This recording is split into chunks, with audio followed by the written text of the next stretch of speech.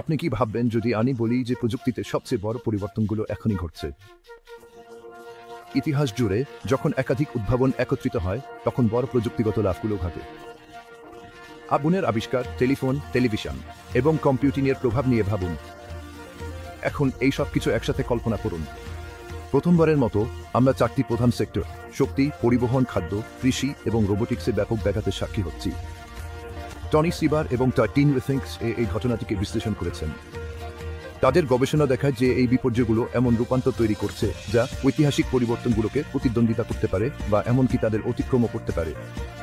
100 নবায়নযোগ্য শক্তিতে রূপান্তর থেকে শুরু করে স্বায়ত্তশাসিত যানবাহন, ল্যাবগ্রোয়েন মাংস এবং স্মার্ট রোবটের উত্থান আমাদের ভবিষ্যৎ নতুনভাবে কল্পনা করা হচ্ছে। এবং প্রভাবটা কেমন? অবশ্যই বিশাল।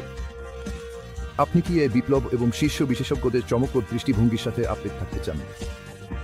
তাহলে এখনই সাবস্ক্রাইব বাটনে চাপুন এবং দাদু আপনাকে আপডেট রাখতে থাকবে।